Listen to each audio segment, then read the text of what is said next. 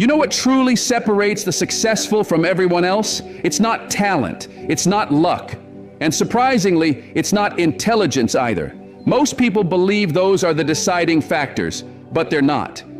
The real difference comes down to one uncomfortable yet life-changing truth that most people never learn. Successful people do the things unsuccessful people refuse to do.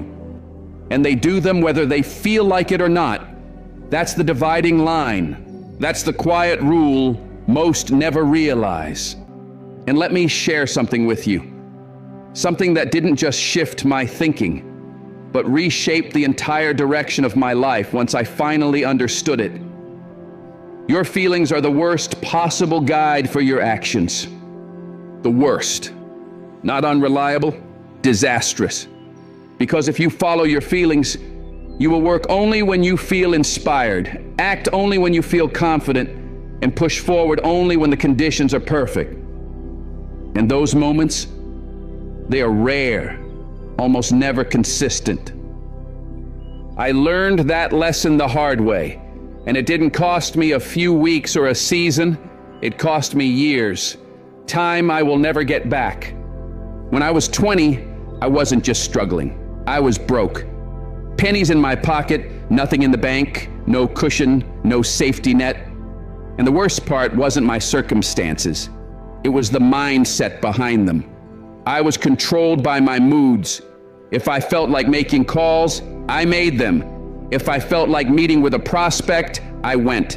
And if I didn't feel like it, if I was tired, discouraged, distracted, I convinced myself I'd do it later.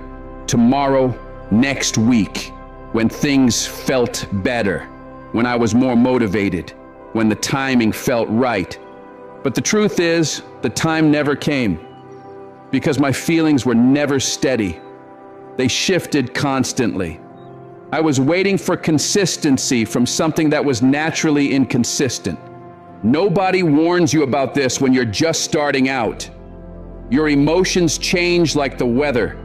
One day you're energized and unstoppable, ready to take on the world.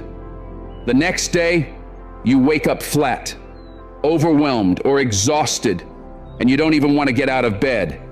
And if you let those emotional swings dictate your actions, your results will mirror that instability. Up one season, down the next. Momentum, then collapse. Hope, then frustration. And before you know it, 5 years have passed. And you're staring at the same life, wondering what went wrong. Here's the truth most people never face. Your emotions lie to you. They tell you today doesn't matter, that resting just this once is harmless. They whisper that skipping one day won't change anything, that there will always be time later. They suggest you can start Monday or next month or after the holidays, or when life calms down. And every time you listen, you're not just procrastinating. You're making a silent agreement with mediocrity. You're trading what you want most for what feels comfortable right now. And that trade doesn't feel heavy in the moment, but it quietly destroys potential and steals futures. Then something happened. I met my mentor. At that time, I was working as a clerk, just trying to stay afloat. Stuck in a cycle I didn't even realize I had built. One day he asked me, "Denzel, how long have you been working here?" I told him 4 years. Then he asked how much I was earning. I told him that too. He paused, looked at me and said, "So in 4 years, that's the best you can do?" Immediately I did what most people do. I defended myself. I blamed circumstances, I blamed timing, I blamed luck, I blamed the economy. I blamed everything except the one thing responsible, me. And he let me talk. He didn't argue. He didn't interrupt. He just listened. Then he said words I will never forget. "Denzel, if you will change, everything will change for you. But you must work harder on yourself than you do on your job." That statement didn't just wake me up. It hit me like a spotlight exposing my excuses. But here's something important. Awareness alone doesn't change you. I knew I needed to do better. I knew I had to change, but I still waited to feel ready. I still waited for motivation, for inspiration, for the perfect emotional state. I was still hoping that one day I'd wake up transformed. And once again, my mentor saw right through me. He said, "Denzel, stop waiting to feel like it. That feeling may never come. Make a plan and then follow the plan consistently whether you feel like it or not. That is the secret." And he was completely right. Before we fully dive in, I just ask for one small thing. If you can, take a second to like or hype the video. It really helps to reach more people who might need these words today. Thank you. That one shift, acting based on commitment instead of emotion, is what took me from being broke at 20 to becoming a millionaire by 35. Not because I suddenly became a genius, not because luck finally found me, but because I stopped letting my moods dictate my behavior and my future. Think about this. When most people wake up and don't feel like going to work, they still go. Why? Because someone is expecting them. There's accountability. There's a paycheck tied to the action. There's pressure. But when it comes to their dreams and the things they claim matter most, suddenly feelings are allowed to decide. Suddenly, if they don't feel motivated, they don't take action. That is completely backwards. People will give their consistency, their discipline, their focus, and their energy to build someone else's dream. But their own dream, their personal goals, their potential, those get the leftovers, the scraps of energy at the end of the day, if anything is left at all. And truthfully, most days nothing is left. Success belongs to those who show up when it's boring, when it's repetitive, when it's inconvenient, when they're tired, doubtful, or uninterested. Success belongs to people who do the work anyway. Because when you stop asking, "Do I feel like doing this?" and start asking, "Is this who I committed to becoming?" that's when everything begins to shift. And that's when life stops staying the same and finally starts moving forward. Here's something I eventually learned. Moods are just weather patterns passing through your mind. One moment it's clear skies and confidence, the next it's clouds, doubt, or heaviness. Some days you wake up energized and focused, and other days it feels like every task is uphill. But just like weather, moods shift constantly, and none of them stay. They come, they go, and they are rarely predictable. And if you sit around waiting for the perfect emotional climate before you take action, you'll wait not just days, you'll wait months, years, maybe even decades. Many people live their entire lives waiting for motivation, waiting to feel ready, waiting for the day where everything lines up and taking action finally feels natural. But here's the truth. That day almost never arrives. If action depends on mood, momentum never begins. But if you develop the habit of doing what needs to be done, regardless of how you feel, everything changes completely. Something shifts inside you. You begin to trust yourself. You begin to build confidence, because confidence isn't built by feeling good. It's built by keeping promises to yourself. And when you do that consistently, you'll accomplish more in one focused year than most people manage in 5 or 10. Not because you're smarter, not because you're luckier, but because while everyone else is waiting to feel like it, you're already moving forward. While everyone else is negotiating with themselves about whether today is the right day to start, you've already finished. Let me share a moment that illustrates this perfectly. A young man approached me after a seminar and said, "I really want to succeed, but I just can't seem to stay motivated." He wasn't lazy. He was stuck in the same trap most people fall into. Believing success requires constant inspiration.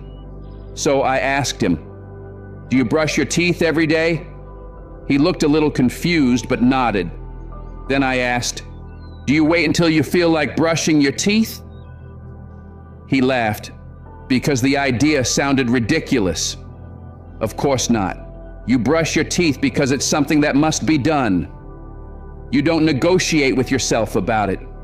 You don't need inspiration for it. You don't need a motivational speech for it. So I said, then why is it that when it comes to the actions that could build your dreams, your future, your health, your finances, your skills, you wait to feel motivated?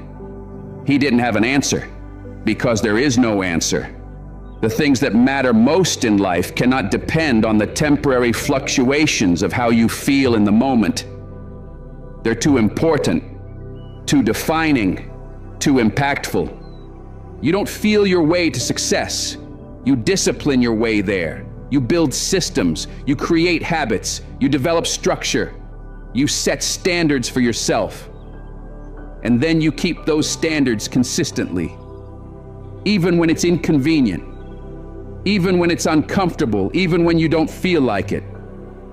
This is what I call the slight edge. It's the small differences repeated over time that eventually create massive separation between those who succeed and those who merely wish they did. It's not usually glamorous, it's not dramatic. Most of the time, no one is watching, applauding, or acknowledging the effort. In the beginning, it might not even look like progress.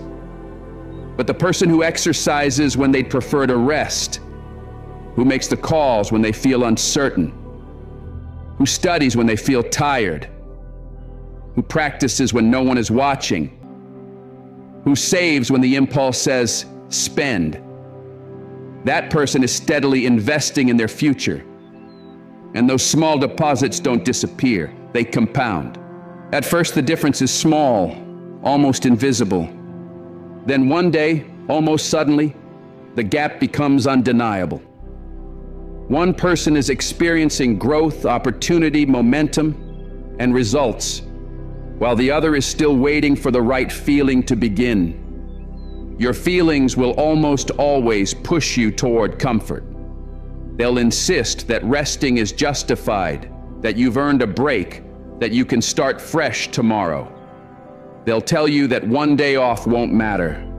But the truth is, it's never just one day. Because habits repeat, patterns repeat, choices repeat. The path that feels easy in the moment often becomes the hardest one long term. And the path that feels challenging in the moment becomes the one that leads somewhere meaningful. Your feelings will lie to you, consistently, persuasively, and convincingly. But your plan will tell you the truth. Your plan knows where you want to go. Your plan isn't emotional. Your plan is intentional. It's steady. It's clear. And if you follow your plan instead of your mood, if you choose discipline over impulse and consistency over convenience, you will get where you're trying to go. Now, here's something most people misunderstand: the difference between wishful thinking and real planning. Many people believe they have a plan, but what they really have is a vague hope disguised as ambition. They say, I want to make more money. That isn't a plan, that's a desire. They say, I want to get healthier. That's not a plan, that's a concept. They say, I want to be successful. That's not a plan, that's a wish. And wishes disappear the moment your mood changes. A real plan looks different. A real plan is written. A real plan is measurable. A real plan includes action steps and timelines. Not someday, not eventually. Not when life feels perfect, but starting now. So that's exactly what I did. I sat down and wrote everything out. I wrote how much income I wanted to earn. I wrote what I needed to do daily to make that possible. I wrote how many calls I needed to make, how many skills I needed to develop, how many hours I needed to practice, how many books I needed to study. Suddenly, my direction wasn't vague, it was specific. And when my plan became clear, something interesting happened. My moods stopped being the deciding factor. Why? Because I stopped waking up and asking, What do I feel like doing today? Instead, I looked at my written plan and said, this is what I committed to doing today. There is a massive difference between those two approaches. One keeps you reactive, emotional, and inconsistent. The other makes you intentional, disciplined, and unstoppable. One keeps you stuck in cycles of wishing and waiting. The other moves you forward, step by step, day by day, choice by choice, until the life you once only imagined becomes the life you're actually living. Let me break this down for you because this part is absolutely critical. Your plan needs to contain specific daily actions, not lofty weekly goals, not broad monthly outcomes, daily actions. Because you don't live life in weeks or months. You live it one sunrise, one morning, one choice at a time. And if you don't define what success looks like today, then there's no clear path to success long term. So you have to ask yourself a simple but powerful question. What are the small number of actions that, if I repeated them every single day, would make success unavoidable? Once you identify those actions, they stop being optional. They become non-negotiable. They become the daily disciplines you honor regardless of how you feel. My mentor once said something that stuck with me forever. Success is just a few simple disciplines practiced every day, and failure is just a few small errors in judgment repeated every day. Take a moment to really absorb that. The gap between a successful life and an average one isn't a massive canyon. It's not a dramatic leap. It's not some secret miracle. It's tiny decisions repeated consistently over time that slowly accumulate into a result you cannot ignore. It's choosing to read 10 pages of a valuable book instead of scrolling or watching television. It's making a few extra calls instead of crafting excuses. It's saving a few dollars instead of buying something meaningless. These actions are simple, almost too simple. They are easy to do. But the dangerous truth is that they are also easy not to do. And that is where most people lose. Most people spend their lives waiting for the big break, the magical moment where everything changes in an instant. They chase luck, shortcuts, perfect timing, or some dramatic turning point. And while they're waiting for a miracle, they ignore the small, repeatable disciplines that would have already changed their life if they had simply followed them. They want the harvest without planting seeds. They want the reward without the work. They want the finish line without running the race. But the universe doesn't work like that. You've got to pay the price, and not just once, but again and again, every single day. My mentor taught me something else about planning. Keep it simple. Don't turn your plan into a complex maze. I've seen people create overwhelming systems, dozens of goals, endless tasks, complicated charts, and they feel productive just building it. But once it's time to execute, they freeze, they stall, they get buried in overwhelm, and eventually they quit. A real plan should be simple enough that you can remember it without needing to look at it. Clear enough that you could explain it to a child. Focused enough that you could still follow it even on your most exhausted, unmotivated, emotionally drained day.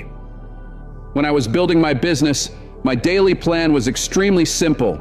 Talk to new people, follow up with prospects, study and improve my craft, take care of my health. That was it. Not 20 things, not 100 steps, just 4.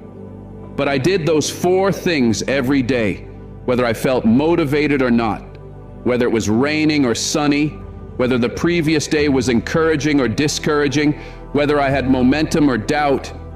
My emotions didn't get a vote, the commitment did. The plan didn't shift depending on my mood. The plan was the plan, and I followed it.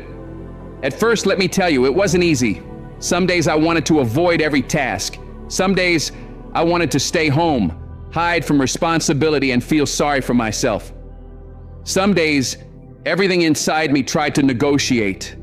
Maybe tomorrow, maybe later, maybe after I feel better. But I had already made the commitment.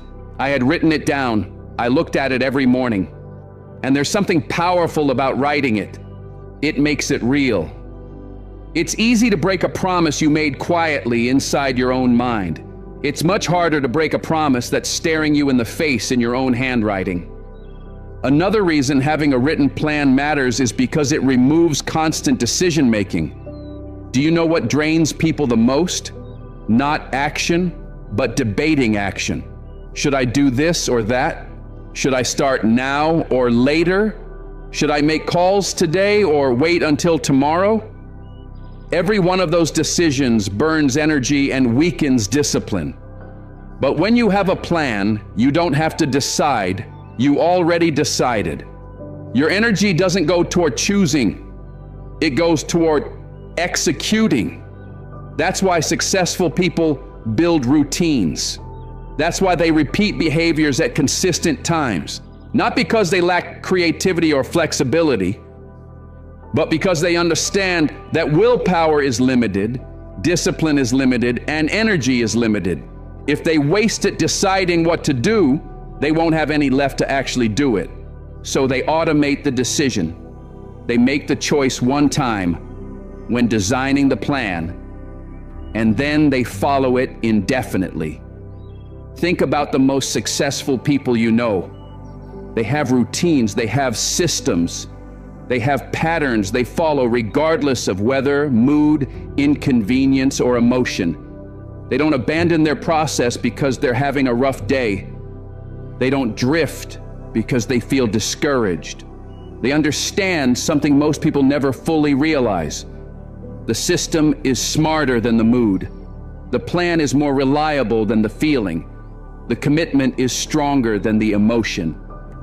Now, I'm not saying your plan can never change. Life changes, you grow, you learn new strategies. Circumstances evolve. Of course you can adjust, but adjustments should be intentional, never emotional.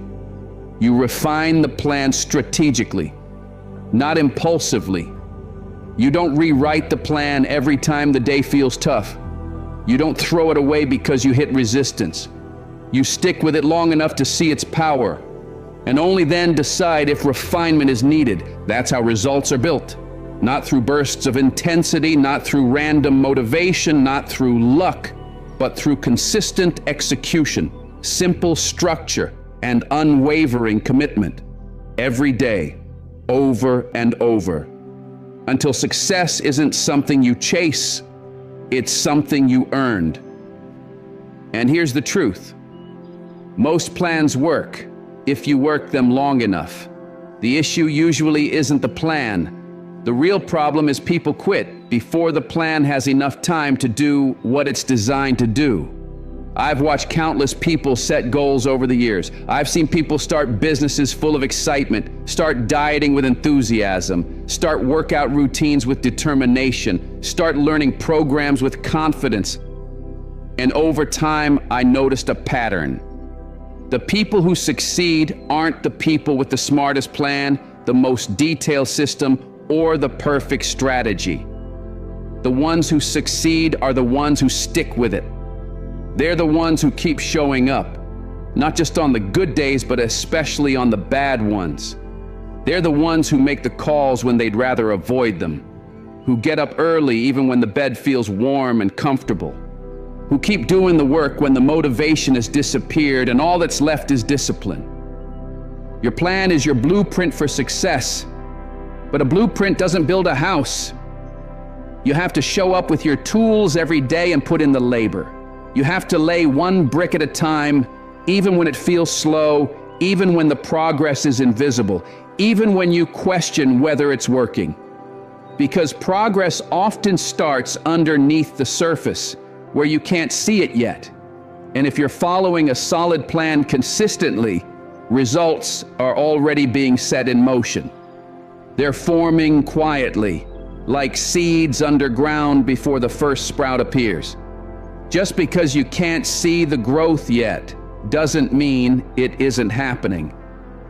Let me tell you something important about moods, because if you're going to succeed at anything meaningful, you must understand this deeply. Your moods will fluctuate, sometimes wildly. That's normal. That's being human. Some mornings you'll wake up feeling unstoppable, confident, driven, clear. And other mornings you'll wake up feeling heavy, unmotivated, or overwhelmed, wishing you could disappear under the covers and pause life for a while. But here's the key. Both feelings are temporary. Neither one lasts. Neither one defines you. Neither one should control what you do with your day. Most people believe motivation comes first and action follows. They think they have to feel inspired before they begin. They think they need the perfect emotional state before they can work. But here's the life-changing truth. It works the other way around. Action comes first. Motivation follows. You don't wait to feel ready. You begin, and readiness grows from motion. You don't wait to feel confident. You take action, and confidence develops with repetition. You don't wait to feel motivated. When you move first, and motivation catches up. This lesson took me years to understand. When I was younger, I thought productivity required inspiration. I'd wait to feel energized. I'd wait to feel confident. I'd wait to feel motivated.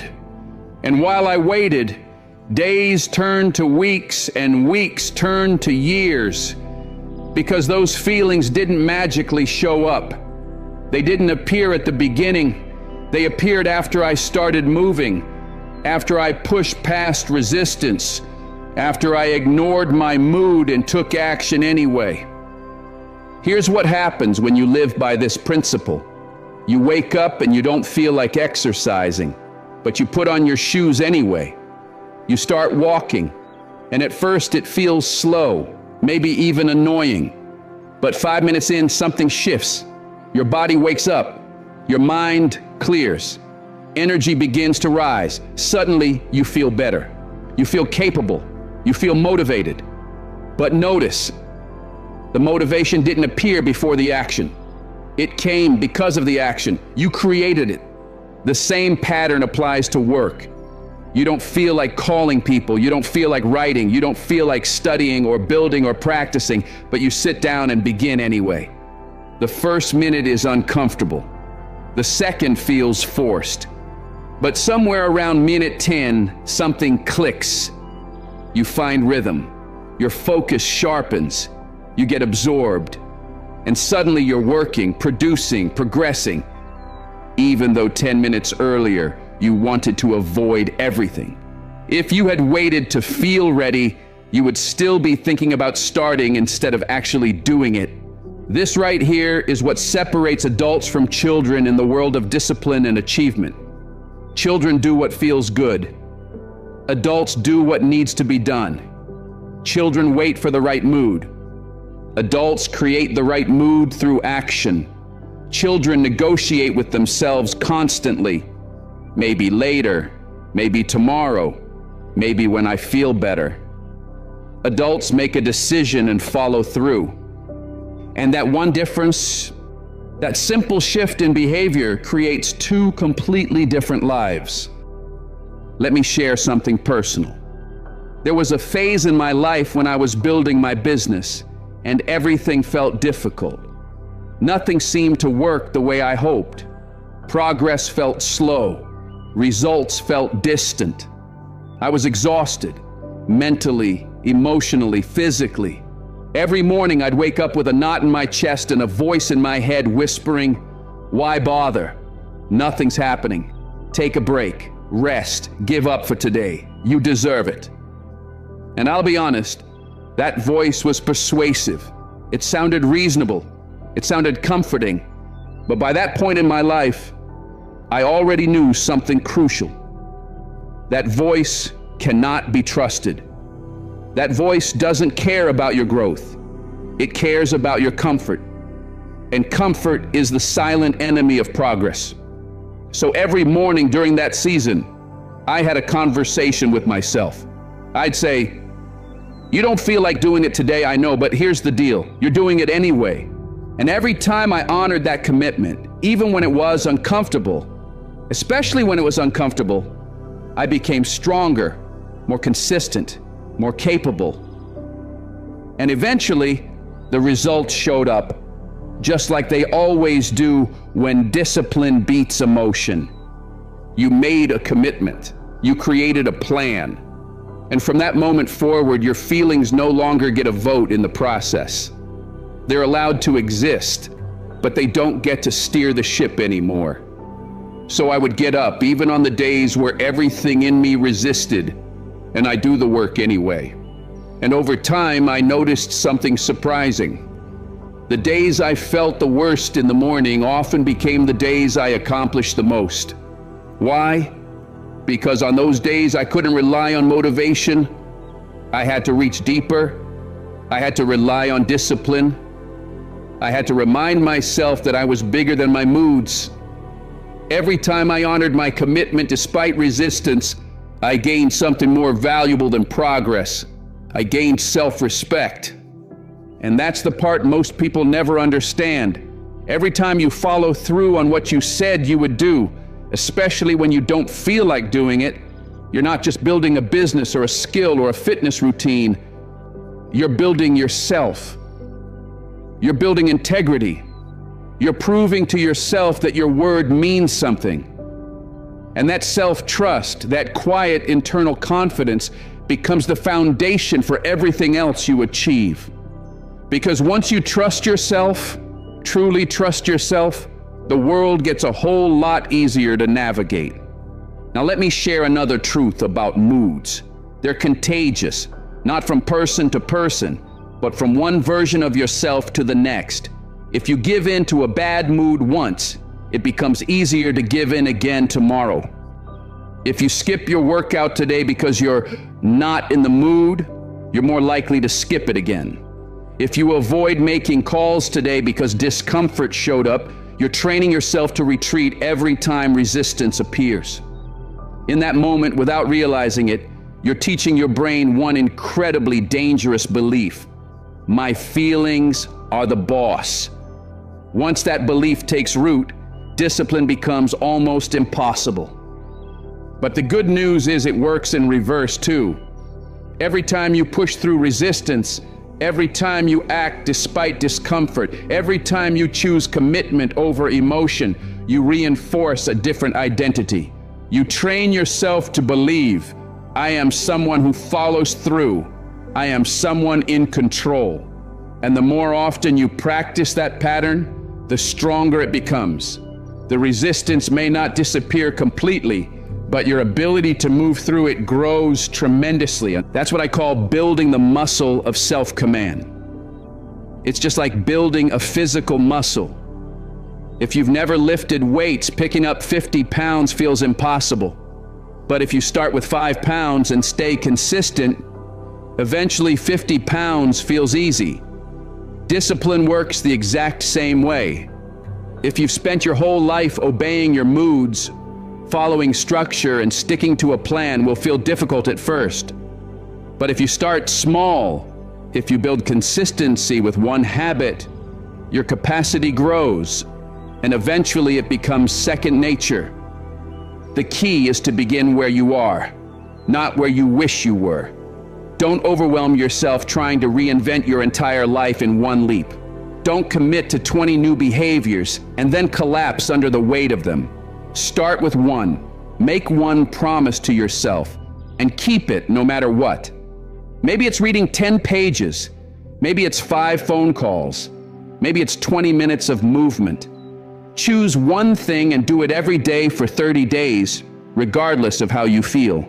And watch what happens. The habit develops. The resistance weakens. And more importantly, you begin to believe in yourself again. I've seen this transformation in thousands of people over the years. They begin as prisoners of their emotions, constantly pushed around by whatever feeling shows up. One day they're motivated, the next day they're discouraged, and their actions follow the roller coaster. But then something shifts. They learn to separate themselves from their mood. They learn to observe their emotions without obeying them. They learn to say, I feel tired, but I'm working anyway. I feel overwhelmed, but I'm showing up anyway. I feel discouraged, but I'm continuing anyway. And once they master that mindset, everything in their life begins to change. This is what I mean when I say you must learn to manage your internal weather. You cannot control whether the storm comes. You cannot control whether you wake up energized or drained, but you can control whether the storm dictates your behavior. The people who learn to act independent of their mood, the ones who continue the work regardless of how they feel, those are the individuals who create extraordinary results. Look at any top performer in any field: athletes, entrepreneurs, creators, musicians, craftspeople. They all share one defining trait. They learned how to perform regardless of how they felt. The elite basketball player doesn't shoot free throws only when he feels confident. He shoots them whether he feels amazing or awful. The professional writer doesn't wait for inspiration to appear. The writing gets done either way. The salesperson doesn't wait to feel bold. The calls happen whether fear shows up or not. That's the difference between amateurs and professionals. Amateurs work when they feel like it.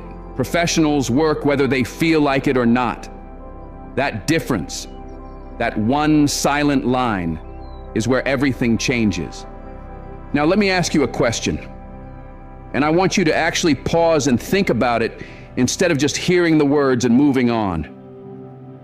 Where will you be 5 years from now if you continue living the same way you are right now? If you continue letting your moods dictate your actions? If you only do what you feel like doing, only when you feel like doing it, where does that path realistically lead? I'll tell you where. It leads straight back to exactly where you are today. Maybe you'll have a few more memories, maybe a few more frustrations, maybe a little more responsibility weighing on you. But essentially, you'll be in the same position.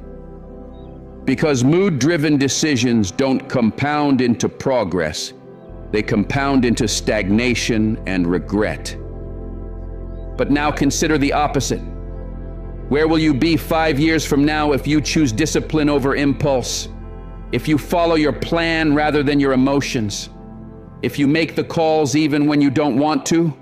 Read the books even when you're tired? Save the money even when you want to spend it? Build the skills even when they feel difficult? I'll tell you where you'll be, in a place you can't fully imagine right now. Because disciplined actions compound, slowly at first, then rapidly, until the results become extraordinary.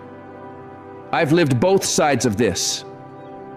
I know what it feels like to follow my feelings, and I know what it feels like to follow my plan.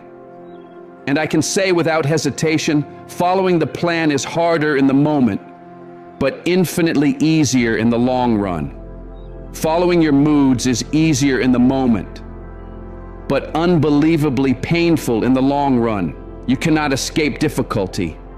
You get to choose which difficulty you live with. The discipline that builds your future, or the regret that haunts you later. One hard earns freedom, the other hard earns frustration. Over decades of watching people succeed and fail, studying personal growth and teaching these principles, I've noticed something consistent. The people who follow their plan, who honor their commitments, who work regardless of how they feel, these people build lives most others only dream about. Not because they were born with some magical advantage, not because they had perfect timing or luck, but because they understood something foundational. Success is not determined by intensity. It is determined by consistency applied over time. On the other hand, the people who live by their moods, who act only when they feel like it, who wait for inspiration, who hope motivation will magically appear, those people eventually reach a point in life where they ask, What happened? They had goals, they had ambition, they had potential, but they made a fatal mistake. They allowed temporary emotions to override long-term vision. And feelings, as we've already established, are unreliable guides. There's something else you need to understand. Life will test you. It will not always cooperate with your plans. You will encounter setbacks, obstacles, unexpected challenges. There will be days where nothing goes right. Days where you feel discouraged, misunderstood, exhausted, or overwhelmed. And during those times, your feelings will yell at you, quit, stop, take a break, it's not worth it. And this, right here, is where identity is shaped.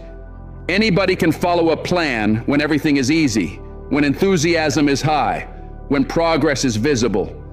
But when things get hard, when doubt creeps in, when nothing seems to be paying off, that's when the plan matters most. That's when you separate yourself from the majority. That's when your future is decided. I'm not going to pretend this is effortless. It's not. There will be days when quitting feels logical. There will be mornings when the alarm feels like an enemy. There will be moments where you question whether the results will ever come. But in those moments, you must remember why you started. You must remember what you're building. You must remember that the temporary discomfort you're facing now is the entry fee for the life you want, the price of future freedom. And here's the other side of the coin. Yes, discipline is demanding. Yes, it requires sacrifice. But you know what else it gives you? Something priceless, something rare, something that cannot be given or purchased. Self-respect.